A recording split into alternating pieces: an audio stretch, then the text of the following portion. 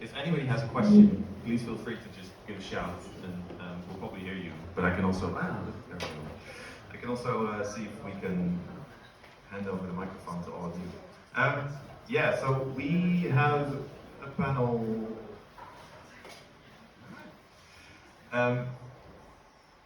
We'll keep it also jargon-free, right? Like a lot of the other things that are happening here today. We're trying to keep it really low level. So this is about community and how to build it around your music. And we have also not just music people here, so that's also interesting. So I do a newsletter called Music X, and I work with What for Music. I'm wearing a t-shirt, represent. Tell us about War and Music. More about What for Music. So What for Music is the research intelligence network of the new music business. It's the new tagline. We just came up with it a couple of weeks ago. So it started out as a newsletter by somebody called Sherry Hu. She's fantastic, one of the smartest people in the world, and she then set up a Patreon to support her newsletter. And then it became a DAO, a decentralized autonomous organization. So we are living on the blockchain. We have a token, a governance token, which we use to vote on like research stuff. And we do collaborative research. So we have research seasons. The current season is about AI. And we worked with like 40, 60, 80, 100 people together on this research from all around the world, from Australia to Taiwan to Spain and Colombia, anywhere in the world.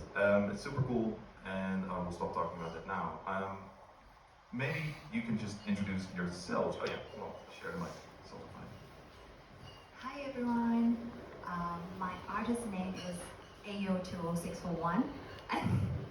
And my other job, Alison Yo, as a creative project director. So for myself, I know Martin from Water Music, and I'm one of those frustrated Web2 artists. Yeah, started from there. I'm in music business for 18 years. And for the past 7 years, I was working with a label under Sony Music Publishing. And then from there, it's an urban label. So it's more hip hop. I'm mostly dealing with rappers. And then now, from this year, I'm working with Mind Trends International to, they are like for the past 18 years, are booking agents for top DJs around the world for big music festivals. Yeah, so what I'm trying to do from the business side is to merge the rappers from the urban scene to collaborate with a DJ from the EDM world, and then to really pin out a route for artists to really can have revenue to really rebuild their careers. Yeah, because we all want to feel rewarding, you know, it's that sense of rewarding that we want to gain. And for the past 10 years, it's like a drought, like a desert for us. Yeah, so that's my 9-5 job. And then for personal side, for the artist side, my project is doing synthesizers and combining with opera and hip hop. Yeah, that's my genre. Yes. Thank you. Niamh. Martin, thank you so much for describing me already as a non-music person. That's me. That's her. I'm the outsider here now. So I'm Irishnftgal, otherwise known as, obviously from Ireland. I am a full-time NFT marketing advisor for projects. When I first joined the NFT space, I just seen a lot of people didn't know how to sell. They struggled as artists. So that could be any type of artist, but especially musicians, and we still see it today. I thoroughly believe if you're talented at your gift, whether that's singing, DJ, any whatever your talent is, you want to fully stick with what you're good at, obviously, and you want to be able to be constantly creative.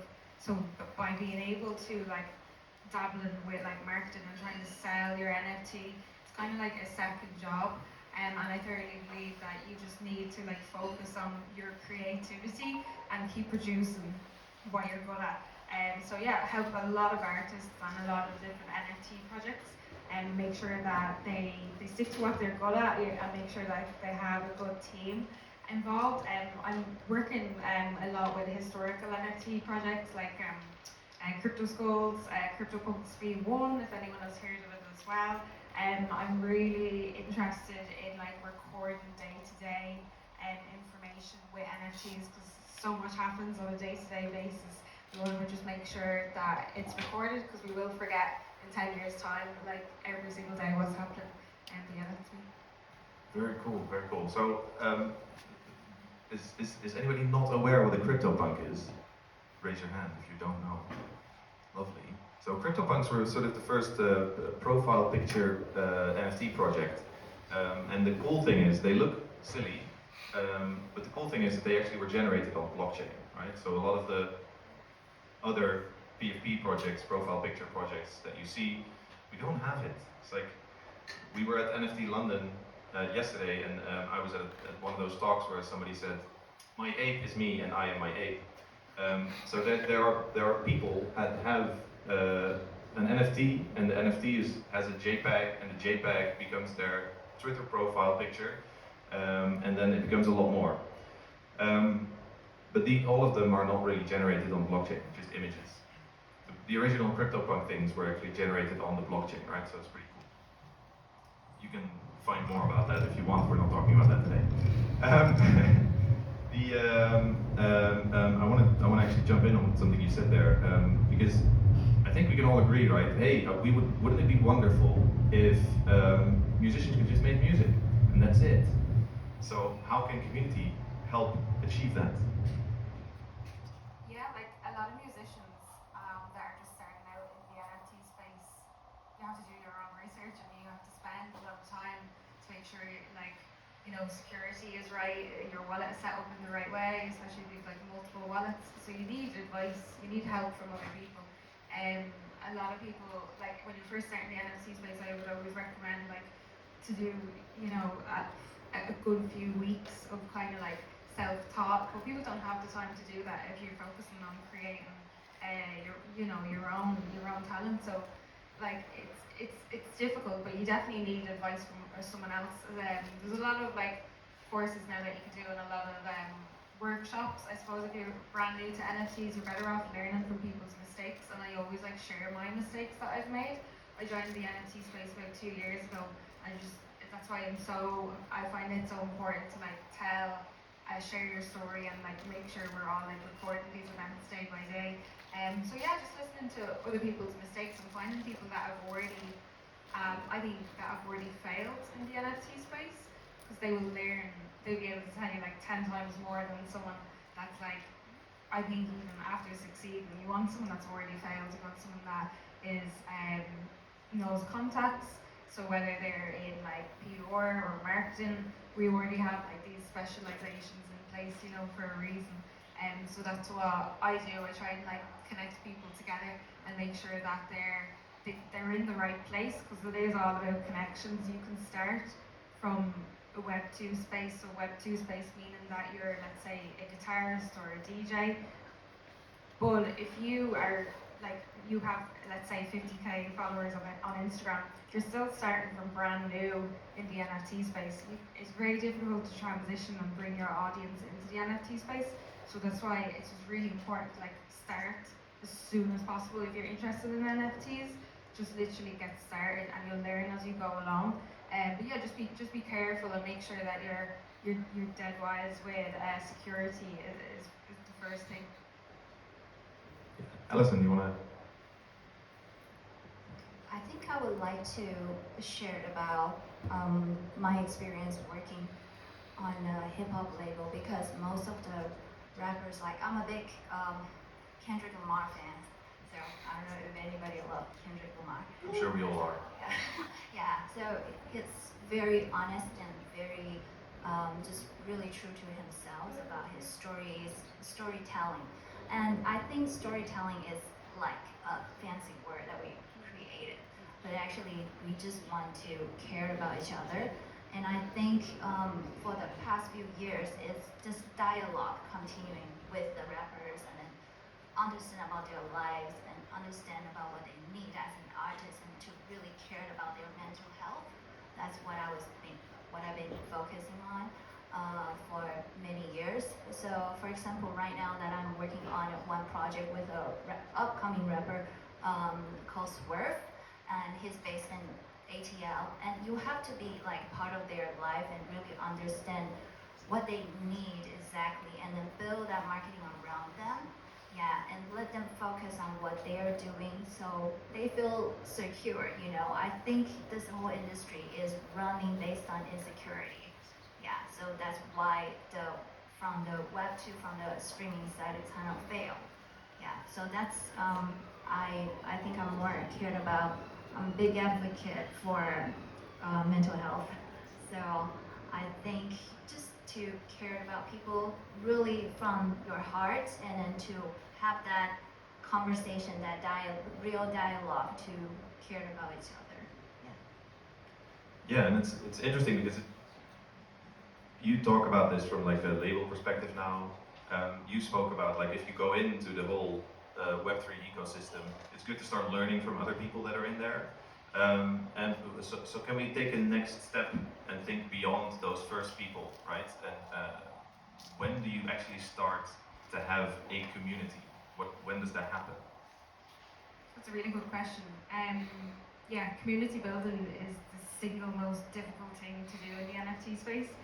As I said, because you cannot really bring your audience from like your Web2 space to your Web3 space, basically bring your Instagram audience to Twitter, bring your Instagram audience to, your OpenSea to try and sell. OpenSea is basically a marketplace to sell your NFTs. It's like one of the most popular, so could kind of recommend to start there, I suppose. But yeah, building your community again is something that I do that I will help other artists with. So the first step in that would be probably like I would constantly be like posting Twitter spaces to bring people together. I would like actively bring people like up on stage, those that are like kind of not so confident as well. Maybe English isn't their first language, and try and just make them confident. Like literally, people are learning English as they go along. People are learning so much in this space, and just try to just like sell yourself in a way that you're making friends on the journey as well. You're not just there to actually make money. It does not work that way. And like a lot of people are really successful in this space only because they were there originally to like make friends, to network, and it's just the people that you meet on the way, I think that makes you successful. So if you're just there to literally sell, it's literally just does not work that way. It's completely different than the traditional world.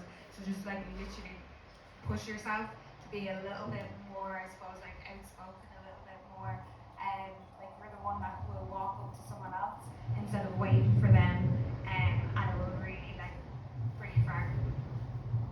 Yeah, thank you. Do you have anything to add at this time? Yeah, it's all right. So, for me, what's really key is always that you need to start somewhere, right? So, indeed, you need to. This is what everybody always says as well. You need to be present. You need to go out. You need to go into Twitter Spaces. You need to speak up. But then, at some point, you want to start, like the name of our panel, start building this community around your music, right? And that's when you kind of should start thinking about, so what do I need really, and what can I give back as well? So maybe those are two things that you could kind of speak to. Yeah, one thing that I did when I first started, so I originally started NFTs as an artist myself. I'm a painter, and literally the first step in getting my name out there was I joined a women-only group. Some of us are painters, some of us are photographers, but we're all artists at the end of the day, no matter what your talent is. So what we did was we combined together and created charity collections. And for anyone that is in the NFT space, you know you still have to pay tax at the end of the day, so this is something a lot of people do. But we did a lot for breast cancer, we did for Ukraine recently, we did, what else did we do? We did a few different ones, and literally like helped us so much to build it's called NFT Goddesses group, because there's really not like a lot of women in the space. So for like any musicians, any women, like anyone here, please like connect with me, and like I'll make sure that you get into this group, because it's a phenomenal group. And like even looking at the audience here, there's still not enough women in the audience. We really need more. I feel so strongly about it, because it's just like that. I think in the tech scene, not just in like musicians, it's just literally like anything to do with IT. And I'm just noticing it more and more in the NFT space now. So yeah, I would strongly recommend kind of like find your niche really, or find like your community. There's already like thousands upon thousands of people in the NFT space. You're definitely gonna find your group, find your people. You really will very quickly. But just make sure that you just try and literally push yourself outside of your comfort zone. I'd say is the first thing to make sure that you do. Yeah. So, from the whole mental health perspective, Alison, is that something you can expect from your community to help you safeguard yourself around that? Do you think? I think what's so good about the Web3 is because we are a group of people that really love music and love art from the bottom of our heart. And so far that my experience in the Web3 are everyone is so really nice and really want to to build this community towards our ideal vision in our head. And I think based on that, to open like Twitter space and to talk, sometimes even if you're talking just to one person, you are, we all have this experience. We're actually processing ourselves as well. Yeah, I think even you are talking to yourself, you are processing, you talk to one friend, one person, you are processing, and you are helping that person, but you are also helping yourself at the same time. So I think from that, 1 and then to grow 3 to 5 and just connect and follow people who are already in the Web3 space. Yeah, I think start small is definitely a practice. Yeah. Yeah. There's a whole. I'm a big advocate of thinking small, and especially when it comes to community, because you need to start somewhere, right? And this is like the upside down model of what you get when you go into Web 2, where you have potentially 2 billion people that you can reach on YouTube, or 1 billion people that you can reach on Instagram, but you'll never reach them, and then you have this funnel, and then you try to do all the right things until finally you get to that person. And what the Web 3 does really well is that you can flip that around. You can start with that one person and then make that 3 people and 5 people, like Alison was saying. And then you have a squad, and with the squad you can start doing stuff, right? So what I'm hearing from you so far is that you can find these people, and when do collectors come in? When do they come into this? And do they have a separate special role, or are they just the same as everybody else that you can just connect with on Twitter? What do you mean by special role now? So they are invested in you, the artist, in a different way than somebody you just meet in a Twitter Spaces and then connect with and start DMing with or something, Yeah, like a lot of my collectors are Irish and have supported me literally just because I'm Irish. A lot of Americans have supported me in the same way. But I would say a lot of people would look at your website, a lot of people would look at your portfolio. The one thing that I did when I joined the NFT space was I actually got rid of my personal portfolio. I had like graphic design, website design, I dabbled in a lot of different like visual design, UX design. I actually just got rid of it. I even got rid of my Instagram at one stage because NFTs just weren't, like I was definitely not getting collectors from Instagram. I was getting collectors from Twitter and only Twitter. But I would say collectors come in when they see that you're doing positive things for the NFT space. So whether that's helping someone else while helping yourself. And I think that's a really good tip what you gave, because someone actually did mention that to me before. I was interviewing artists and I set up a YouTube channel, and I have like very little followers, but because I was learning as I go along, I think people really do appreciate that, and you're literally teaching yourself by interviewing other people. And I got to meet like literally like my inspirations then from that way, because they seen that I was so inspired by them. I was so yeah, I'm so dedicated, I suppose, to make sure that I learn as much as possible and learn from their mistakes. So that's what I did, and then collectors kind of just came after that. I think if you don't go out looking for collectors, they will find you in the right time. So don't think all about sales, don't think all about that. Like, it happens in the traditional world as well. You don't really, I mean, obviously we're here to network, we're at these events, and that will help you get your name out there as well. But yeah, I would say just be literally trying to educate yourself as much as possible, and that is a positive way if you're trying to help onboard other people into the NFT space while you're only like learning yourself. It looks really good. Yeah, it's a very good point. It's a very good point. Alison, what from the like more label side of things, when you speak to those artists and you try to pitch them ideas around like Web3 or NFTs or anything specific to the tools that we have, how does that work? And do you feel that there should be a different community there, a different team there maybe around an artist to make that happen? So I think what I want to do is different from the traditional collaboration. So usually from major label, they want to collab is because, let's say, Justin Bieber, he got 20 million followers, or this another artist and he got, I don't know, 40 million followers, so let's combine and let's collab so we can share both communities. But this is like in the web too. We know that there is a machine behind it, there's money behind it to drive those streaming numbers. But are these people really connect with you?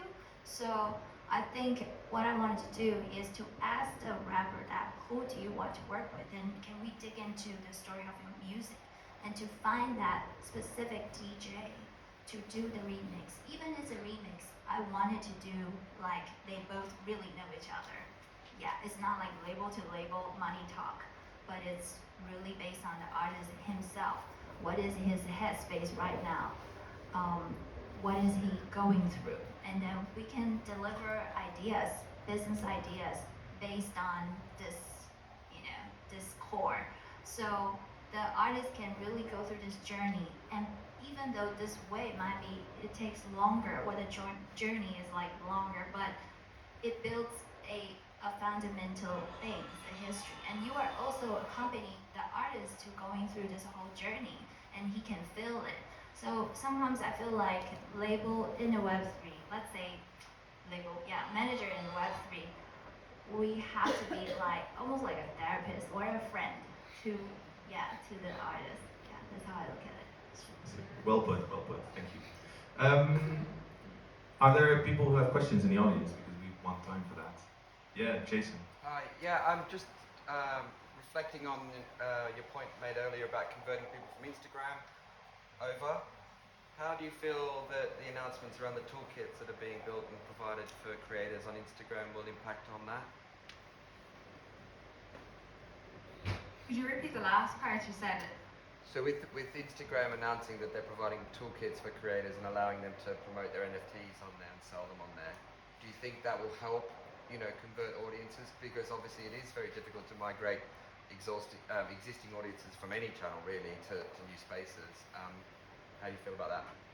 Definitely will, 100% it will, and it's a great move by Instagram to do it. I just think a lot of people that are already in the NFT space are very hesitant.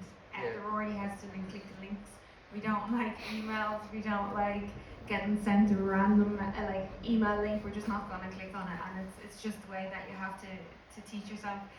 But it is a great move. I just think that, for instance, even Google apparently is working on an update, so instead of clicking on maps, images, it will actually have NFT, and I think that will actually be launched in like the next year or so. So like literally every single move that all of these big companies make will obviously onboard thousands, much more than I will be able to do. You know, so everything that any social media platform is doing is a positive thing, but there's already social media platforms for NFTs.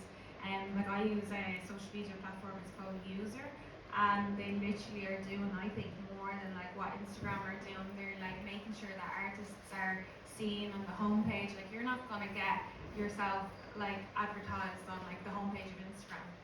You know, they don't really advertise. Yeah, you still need to get, you will need to find the audience yourself, or get Yeah. lucky on the algorithm. Yeah, That's whereas very true. like companies, like Web3 companies now are really supporting any type of artist, and that's what I love.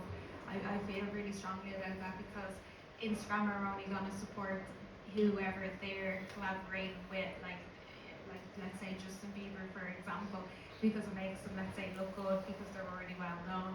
So I just want to be more closer to those companies that are already supporting every type, and the more diverse the better.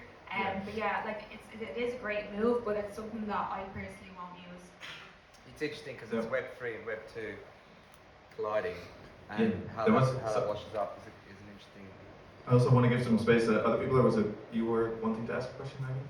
Yeah, I just wanted to ask you, it was interesting that you said that it's hard to translate traffic from Web2 to Web3. I was wondering if you see it happening the other way around, audiences and communities that you create on Web3 growing the artists on Web2. Maybe it's case where is it worth having both things growing parallel and how to navigate them? The question, I don't know if anybody can hear that, if everybody can hear that. The question is if Web3 audiences do flow into Web2, and if they can grow in parallel. Going from Web 3 to Web 2, 100% I think is easier to convert your audience rather than the other way around. Why? Because they already are supporting your art first. I think like a lot of artists in the NFT space are anonymous, so they don't even know what the person looks like. They might not know most of their details, might not know like their location and stuff.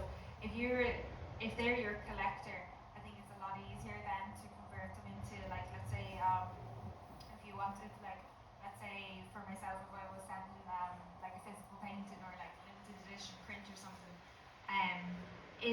as an NFT collector, a lot of collectors just want the NFTs. They don't actually care about like physical artwork. But there's obviously a few that will want it and like display it everywhere and have it in their home.